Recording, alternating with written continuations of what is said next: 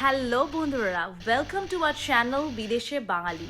আশা করছি তোমরা সবাই খুব ভালো আছো, সুস্থ আছো। আজকে আমরা তোমাদেরকে যেই জায়গাটা নিয়ে ঘোরাবো সেটা হলো ভেনেচি। এই জায়গাটা ওয়াশিংটনে, অপূর্ব খুব সুন্দর একটা জায়গা। আর তোমাদের সাথে যে গল্পটা করব সেটা হলো আমরা কিভাবে হঠাৎ রাস্তায় স্নো স্টর্মের মধ্যে ফেসে গেছিলাম। সাথে থেকো পুরো গল্পটা জানার জন্য। আমরা আসলে যখন হোটেল থেকে বেরিয়েছিলাম আমাদের জানা ছিল না কি এখানে স্নো স্টর্ম হচ্ছে। নর্মাল স্নো হওয়া স্নো স্টর্ম হওয়ার মধ্যে অনেক পার্থক্য।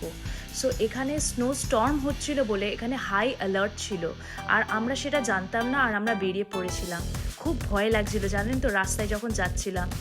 ফর আ মোমেন্ট তো মনে হয়েছিল কি মনে হয় আমাদের সারা রাত এই স্নো স্টর্মের মধ্যে হয়তো গাড়িতে আমাদের সারা রাত কাটাতে হবে। মানে কিছু কিছু গাড়ি আমরা দেখছিলাম পুরো স্নো ঢাকায় পড়ে আছে।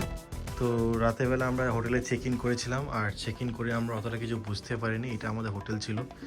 সকালবেলায় ঘুম থেকে উঠেছি, উঠে যখন আমি দরজাটা খুললাম এটা আমি এক্সপেক্ট করিনি, সিরিয়াসলি এটা আমি এক্সপেক্ট করিনি, কারণ আমি রাতের বেলা দেখতে পাইনি কী ছিল সামনে।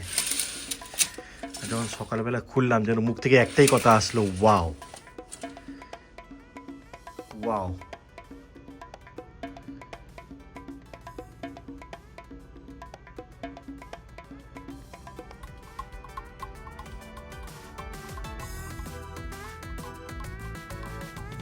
এটা আমার উইন্ডো ভিউ, ভাবা যেতে পারে, জাস্ট অসাম। সকালবেলা উঠে চমকে গেছি দুজন মিলে।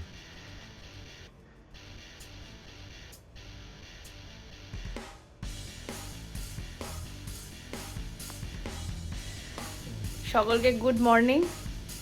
আমাদের সকাল হয়ে গেছে, এখন আমরা ব্রেকফাস্ট খাচ্ছি। মর্নিংয়ে আমাদের হোটেলে কমপ্লিমেন্টারি ব্রেকফাস্ট ছিল, সেই ব্রেকফাস্টটা নিয়েছি। বেশ ভালো ব্রেকফাস্ট দিয়েছে দেখছি, ওয়াফলস, প্যানকেক, তারপর অরেঞ্জ জুস, এইসব আছে ব্রেকফাস্টে। এখন আমি রাফেলস বানিয়ে খাচ্ছি, এখানে সব কিছু বানিয়ে আনতে হবে। রাফেলসটা বানিয়ে নিয়ে এসেছি, যাই হোক করে বানিয়ে নিয়ে এসে খাচ্ছে। ওখানে সুন্দর সুন্দর খাবার আছে। তো এই হচ্ছে ব্যাপার। আমাদের একটা রোড দেখাচ্ছে চেন রেকমেন্ডেড, এই রোডটা দেখাচ্ছে চেন রেকমেন্ডেড, মানে আমাদের গাড়িতে চেন লাগবে তবে যেতে পারবো, কিন্তু আমাদের 4 হুইলার চেন রেকমেন্ডেড জেনারেলি ইয়ের জন্য বলে। আর এই রোডটা দেখাচ্ছে সিভিয়ার ওয়েদার ওয়ার্নিং আছে, এদিকে আছে উইন্টার স্টর্ম ওয়ার্নিং আছে। জানি না কী করবো। আমরা ডিসাইড করলাম যে কোথায় যাবো অ্যাট লাস্ট, কারণ অনেকটা রাত হয়ে যাচ্ছে। আর যেহেতু এখানে আজকে ওয়েদার অ্যাডভাইজারি আছে আজকে, ঠিক ছোটোবেলায় এখন ড্রয়িং করার সময় যে পাহাড় ড্রয়িং করতাম তিন কোনা করে, এক্স্যাক্টলি সেরকম বেশ তিন কোনা করে যে পাহাড়ের রেঞ্জ আমরা দেখতে পাচ্ছি।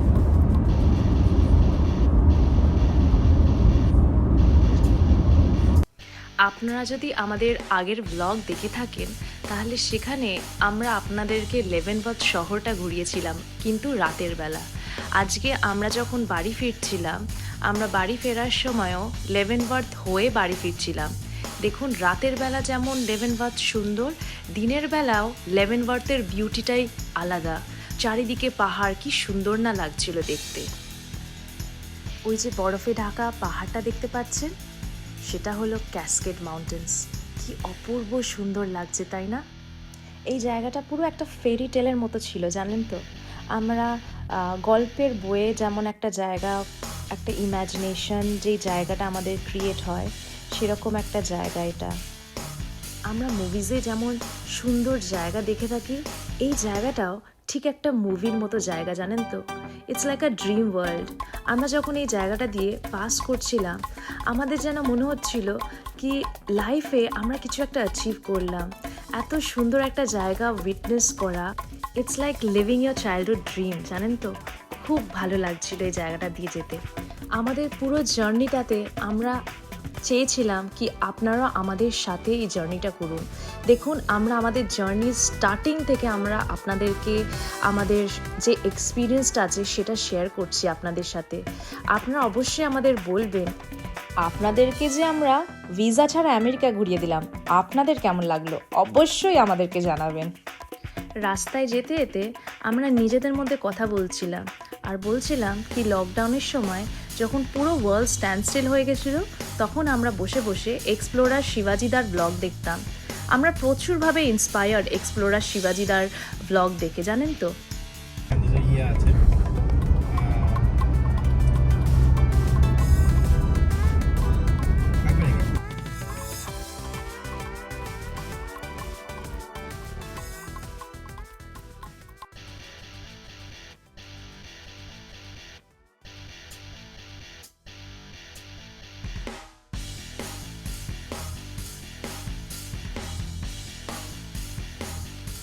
আমরা এবার আস্তে আস্তে বরফের ঝড়ের দিকে এগিয়ে চললাম, জানেন তো।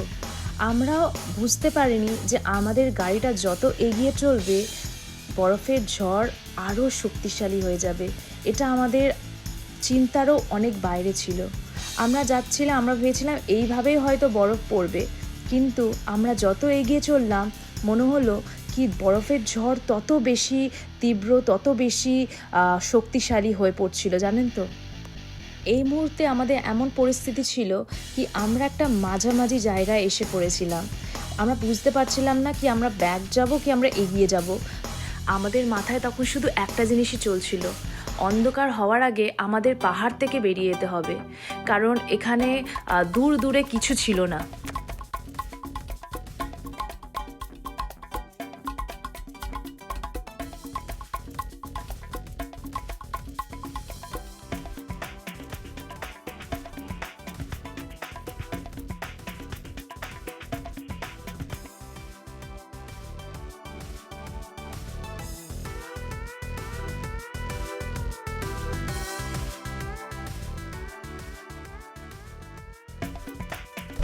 দেখতে পাচ্ছি বিশাল জোরে ঝড় হচ্ছে, আর সামনে গাড়ি আটকে গেছে। আমি আমার ইয়েটা যে আমার এমার্জেন্সি লাইট সেগুলো অন করে দিয়েছি, আর এইখানে পুরো একদম বরফে ঢুকে গেছে গাড়িগুলো, দেখতে পাচ্ছ।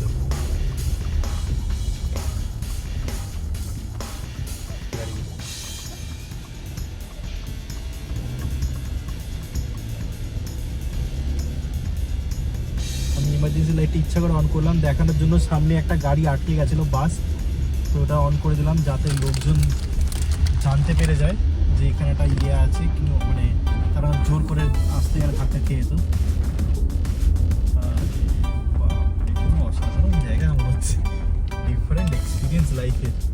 পুরো সব ইয়েগুলো ডুবে গেছে, ওইখানে যে গাড়িগুলো আছে পুরো সব চাপা পড়ে গেছে বরফে।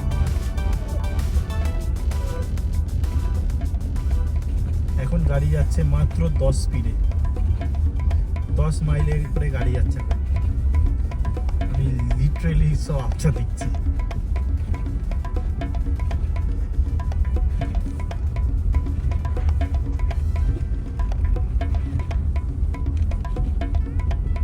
এইগুলো দিকগুলো দেখেছো, গাছগুলো কেমন দাঁড়িয়ে আছে, ভয়ের মতন লাগছে, দৈত্যর মধ্যে দাঁড়িয়েছে। দেখাও জাস্ট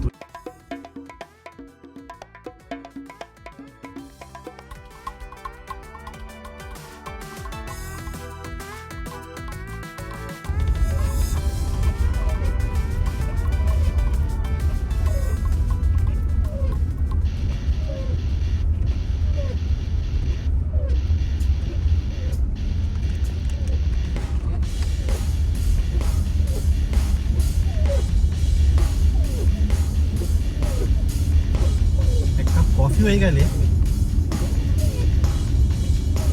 এই ঝড়ের মধ্যে, বৃষ্টির ঝড় প্রচুর দেখেছি আমরা, কিন্তু বরফের ঝড় খুব কম দেখেছি আমরা। তা আবার পাহাড়ে উঠে গাড়ি চালিয়ে, এটা প্রথমবার আমার এক্সপিরিয়েন্স। হ্যাঁ, বরফ তো আমরা দেখেছিলাম, মিশিগানে প্রচুর বরফ পড়তো, আর বরফের ঝড়ও হয়েছে ওখানে অনেকবার। যতবার এরকম অ্যাডভার্স ওয়েদার ছিল যে আমরা বেরোতাম না জেনারেলি, এক্স্যাক্টলি বেরোতাম না, অফিস যেতাম না, বা আগে চলে আসতাম, এরকম করতাম আমরা। একবার মনে হয় বরফে ঝড়ে গেছিলাম, মানে 24 তারিখ রাতে। হ্যাঁ, সেটা আমরা জানতাম না তখন, সবে সবে এসেছিলাম ইউএস, তো জানতাম না যে ওরকম ওয়েদার অ্যাডভাইসারি ছিল। 2022-এ মনে হয় একবার যখন ঢুকেছিলাম, তখন হট করে বেরিয়ে গেছিলাম 24 তারিখ রাতের বেলা, ক্রিসমাসের দিন, আর সেদিকে এরকম ঝড় ছিল। আর এটা মানে সেকেন্ড টাইম আমি এরকম ঝড় এক্সপিরিয়েন্স করছি, দ্যাট টু পাহাড়ে। ও মাই গড, ও তো বলছে ওর জন্য থ্রিল হচ্ছে, আমার জন্য যেন ভয় লাগছে। আমার থ্রিল লাগছে। এই আমার পাশে একটা গাড়ি বেরিয়ে গেল, কি এটা জোর করে, এইগুলো পাগলামি, এইগুলো করা উচিত না। সবাই আস্তে আস্তে যাচ্ছে, গাড়িটা পুরো এখানে জ্যাম, এইখানে তোমাকে পাশের দিয়ে বেরোনো একদমই উচিত না, আনটিল আর আনলেস তুমি সরকারি গাড়ি হও যে এগুলো পরিষ্কার করতে যাচ্ছ। জেনারেলি কি হয়, যে এখন যে নিচে দেখি মাটিতে, নিচে দেখি যেগুলো বরফগুলো আছে, বরফগুলোকে সরিয়ে দেওয়া হয় খুব তাড়াতাড়ি, কিন্তু যতক্ষণ ঝড় হয় ততক্ষণ বরফ সরানো হয় না, কারণ সে তো হতেই থাকবে ঝড়। একবারে যখন ঝড় থেমে যায় তখন বরফগুলো সরিয়ে দেওয়া হয় within an hour, like 30 minutes থেকে 1 ঘন্টার মধ্যে সরিয়ে দেওয়া যাবে। কিন্তু অন স্পট যখন বরফ ঝড় হয় তখন সরিয়ে দেওয়ার লাভ নেই, সেইটা হচ্ছে one of the most riskiest time. এখন সেরকমই হচ্ছে। পাশটা কি আছে, রাইট সাইডে বুঝতে খাদ আছে নাকি? তো এতক্ষণ ধরে বরফ পড়ছিল, আর আস্তে আস্তে এখন বৃষ্টিটা বরফ বৃষ্টি মিক্স করছে। যদি উইন্ডশিল্ডে দেখা যায়, উইন্ডশিল্ডে বরফ বৃষ্টি আর মিক্স একটা করছে, এখানে একটু ডিফারেন্ট টাইপের বৃষ্টি। এবার যত আগাবো আশা করি যদি আমরা নিচের দিকে নামছি যা মনে হয়, আর যদি নিচের দিকে নেমে যাই তাহলে আমরা হয়তো এগুলো খুব বৃষ্টিতে কনভার্ট হয়ে যাচ্ছে। সো একটা খুব অদ্ভুত এক্সপিরিয়েন্স ছিল। বরফের মধ্যে যে ঝড়টা চলছিল, প্রায় পুরো সব গাড়ি মাত্র 15 মাইল করে, 10-15 মাইল পার আওয়ার করে যাচ্ছিল। এখন জাস্ট বেরালাম, জাস্ট বেরিয়ে একটু বরফ বৃষ্টি মিক্স করছে। এখন সিসিলিয়া তো অবস্থা খারাপ ছিল, হয়তো আমাকে পপকর্ন খেতে দিচ্ছিল না। এখন একটু রিলিফ হলো, টেনশন হয়ে গেছিল, যা বাজেভাবে পড়ছিল বরফ। বরফ খুব ভাল লাগে, কিন্তু বরফের জ্বর ইজ ভেরি ডেঞ্জারাস। আপনাদের যদি আজকের ব্লগ ভালো লেগে থাকে অবশ্যই আমাদের চ্যানেল বিদেশে বাঙালি সাবস্ক্রাইব করে দেবেন। আর নতুন নতুন ব্লগের জন্য আমাদের চ্যানেলের সাথে থাকুন, আমাদের পাশে থাকুন। সবাই ভালো থাকবেন, সুস্থ থাকবেন। Bye bye.